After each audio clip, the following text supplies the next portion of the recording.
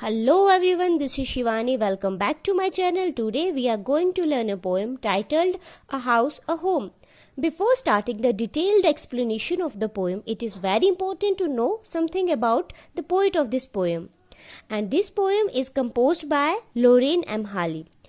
जो Lorraine M. Halley है वो एक अमेरिकन पोएट थी and she was born on 8th of December 1921 और उनका जो राइटिंग स्टाइल था वो बहुत सिंपल था, ये थॉट प्रोवोकिंग था। और ये वाली पोएम जो हम अब पढ़ने जा रहे हैं, this poem is also deal with a similar idea. So without any further delay let's begin the poem. A house, a home. At first I want you to pay attention towards the title of this poem. अगर हम इसके title को देखते हैं तो both are a kind of synonyms, एक जैसे words हैं दोनों। तो अब जो पहला क्वेश्चन जो हमारे दिमाग में उठता है वो ये है कि पोएट ने दोनों वर्ड्स को एक साथ यूज क्यों किया। She could have just used either a house और अ होम। बेसिकली उनका जो एम था वो ये था कि वो एक क्लियर डिस्टिंक्शन बता सके हाउस और होम में। अब इन दोनों में क्या डिफरेंस है, दोनों वर्ड्स एक दूसरे से कैसे अलग हैं, वो हम इस पोएम में पढ़ेंगे। तो इस पोएम में जो पोएट हैं वो कहती हैं, what is a house? It's bricks and stones and wood that's hard, some window glasses, perhaps a yard. Its eaves and chimneys and tile floors and stucco and roofs and lots of doors. अब poet बताती हैं कि जो एक house होता है वो एक स्ट्रक्चर होता है जिसमें ईंटें लगी होती हैं, पत्थर लगे होते हैं, वुड लगा होता है। ये हार्ड मटेरियल यूज करके एक हाउस बनाया होता है। उसमें कुछ वो खिड़कियां होती हैं जो उन पे विंडो ग्लासेस लगे होते हैं। विंडो ग्लास मतलब खिड़की का जो शीशा होता है उसको विंडो ग्लास बोलते हैं। और इसमें एक ओपन एरिया होता है जिसको हम यार्ड या फिर हम जिसको आंगन बोलते हैं। It's eaves and chimneys and tile floors, वो बोलते हैं ईव होता है जो वो जगह जहाँ पे दीवारें और छत मिलता है, जिसको हम हिंदी में मुंडेर बोलते हैं। चिमनीज होती हैं जिससे घर का जो स्मोक होता है वो घर से बाहर निकलता है। टाइल फ्लोर्स मतलब हमारा जो फ्लोर फर्श है उसमें टाइल लगी होती है। स्टको वो मटेरियल होता है, it's a kind of material which is used to cover the wall.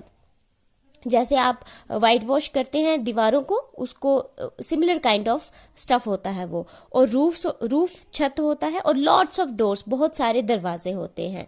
अब बेसिकली जो हमारी पोएट हैं वो ये बताना चाहती हैं कि it consist of window glasses and open area, bricks, stones, wood, all these things are used to made a house. Basically उनका जो मेन मोटिव है वो ये है कि पोएट हमें ये एक्सप्लेन कर सके कि what are the materials which are used to make a house. वो उस मटेरियल को बताती हैं जो हाउस को बनाने में लगता है। और वो कहती हैं this material is completely a non living thing, मतलब इसमें ये जो मटेरियल लगा है वो सारा नॉन लिविंग थिंग है, इसमें कोई जान नहीं है। और ये जब ये सारी नॉन लिविंग थिंग्स मिलती हैं तो एक हाउस बनाती है, मतलब एक मकान बनाती है। फिर पोएट जो है अगला क्वेश्चन करती है, व्हाट इज अ होम? अब वो कहती है होम क्या है? It's loving and family and doing for others, its brothers and sisters and fathers and mothers, its unselfish act and kindly sharings and showing your loved ones you are always caring. अब उन्होंने बोला कि जो एक घर है, अब home जो होता है, होम को हम हिंदी में बोलते हैं घर। जो घर है वो कैसे बनता है? वो बनता है फैमिली मेंबर से। फैमिली मेंबर्स जो होते हैं, फादर्स, मदर्स, सिस्टर्स, ब्रदर्स, ये सारे मिलकर एक घर बनाते हैं।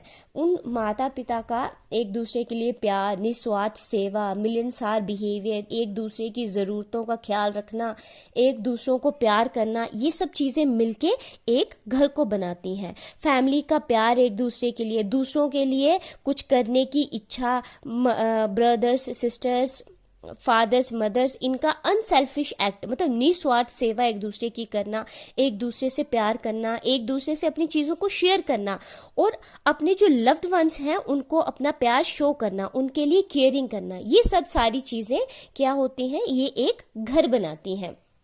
यही चीज़ें इन दोनों जो स्टैंजास हैं इनके माध्यम से पोइट हमें ये बताना चाहती है कि एक हाउस और एक होम में क्या डिफरेंस है.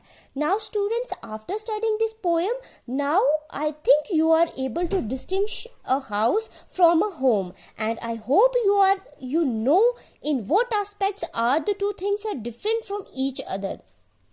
So students, this was the topic for the day. I hope you understood the topic. In next video we will study something else. Until then, take care. Bye bye. Jai Hind, Jai Bharat.